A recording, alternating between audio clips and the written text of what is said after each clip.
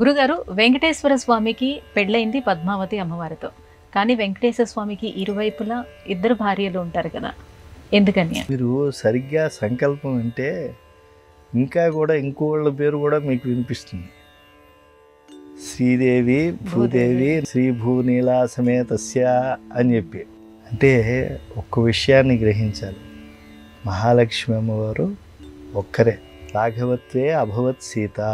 ఆయన రాముడిగా అవతరిస్తే అమ్మవారు ఏమయ్యారు? సీతమ్మవారు. రుక్మిణి కృష్ణ జన్మని.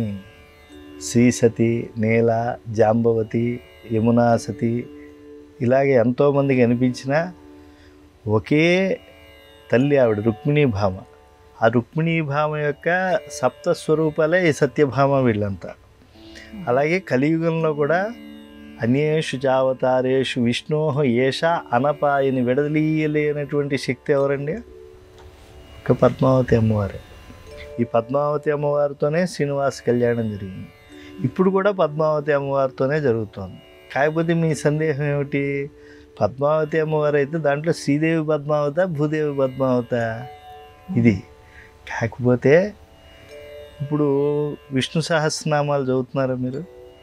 దాంట్లో స్తవ్య, స్తవప్రియ ఇలాంటి నామాలు ఉన్నాయి. అంటే స్తవ్యుడు పుణ్యశ్రవణ కీర్తనుడు భగవంతుడే, కానీ ఆయన స్తవప్రియుడు. తన భక్తుడు తన యొక్క స్థాయి తెలుసుకోవాలి, నా స్థాయి తెలుసుకోవాలి అని భగవంతుడు అనుకుంటాడు.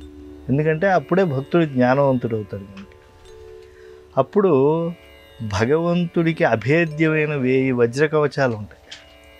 భక్తులు పొగుడుతూ ఉంటే ఆ వజ్రకవచాలు 1000 కూడా పటపటపటా పగిలిపోతాయి. మామూలు అవేవో బంగారు కవచాలు కూడా కాదు. వజ్రాన్ని దేంతోనూ కొయ్యలేరు, వజ్రాన్ని వజ్రంతోనే కొయ్యాలంటారు. అలాంటి వజ్ర కవచాలు ఆయన హృదయం ఉప్పొంగిపోయి అవి పటపటా పగిలిపోతూ ఉంటాయి. అప్పుడు ఆ మూర్తి అలా పెరిగిపోతూ ఉంటాడు ఆయన ఉన్నతోన్నతంగా. అప్పుడు కుడి పక్కన ఉండేటువంటి భక్తులు బాగా స్తోత్రం చేశారనుకోండి, మరి ఎడం పక్కన ఉండే భక్తుల పని ఏం కావాలండి? పోనీ ఎడం పక్క వాళ్ళు బాగా స్తోత్రం చేస్తున్నారనుకోండి, కుడి పక్కన ఉండేటువంటి వాళ్ళు ఏం కావాలి? అప్పుడు ఆ సమయంలో ఆయన ఉద్ధతితో ఉంటే ఎవరు వెళ్ళి చెప్పగలరు? విశ్వక్సేనుడు, సర్వసైన్యాధ్యక్షుడు చెప్తాడా? ఆదిశేషుడు చెప్పగలడా? లేకపోతే మరొక సనక సనందనాది ఋషిగణం చెప్పగలుగుతుందా? ఎవరూ చెప్పలేరు. ఆ భక్త సంరక్షణ దీక్షలో ఉంటే స్వామి జోలికి ఎవరు వెళ్ళరు. చెప్పగలిగింది అమ్మవారే.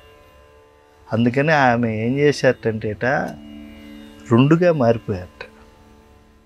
ఈ పక్క ఉండి ఈ పక్క వాళ్ళని చూడమని ఒకసారి, ఆ పక్క వాళ్ళని చూడమని ఒకసారి ఆవిడ సిఫారసు చేస్తూ 2గా మారిపోయారని చక్కగా కళ్యాణంలో ఆ 2 మూర్తులుగా ఆవిడ ఉంటున్నారు. హృదయంలో 2 మూర్తులుగా ఆయన ఉంటున్నారు. భర్తు వెంకటనాయకస్య హృదయే ద్వేధా విధాయ ఆత్మనః.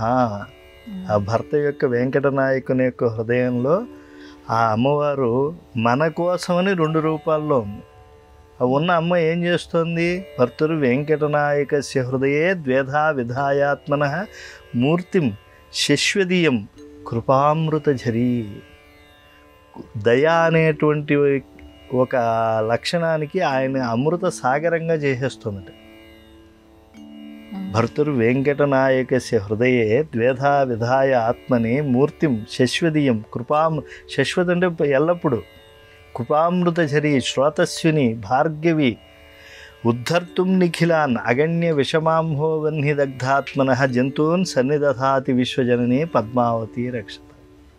అలాగే సంసారంలో పడి తనను ఎప్పుడూ ఆశ్రయించడానికి వచ్చినటువంటి వాళ్ళని ఆ సంసార సాగర సముత్తరణైకి సేతువు రక్షిస్తూ ఉంటే, అటు వచ్చిన వాళ్ళని ఇటు వచ్చిన వాళ్ళని అందరినీ రక్షించేట్లుగా సిఫారసు చేసి, అంటే పురుషకార స్వరూపిణి పరిరక్షిస్తూ ఉన్నది ఎవరు?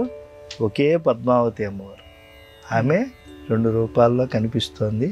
కళ్యాణోత్సవంలో ఈ భావంతోనే ఆమె పద్మావతి అనే భావం మీకు రావాలంటే, మీరు ఎప్పుడన్నా నారాయణవనం, అంటే స్వామివారికి నిజ కళ్యాణం, మొదటి కళ్యాణం జరిగింది నారాయణవనంలోనే కదా, అక్కడికి వెడితే ముందు శ్రీదేవి అమ్మవారికి తాళి కట్టి, భూదేవి అమ్మవారికి తాళి కట్టి వారిద్దరూ ఒకటే అని చెప్పడానికి పద్మావతి అమ్మవారికి తాళిబొట్టు కడతారు.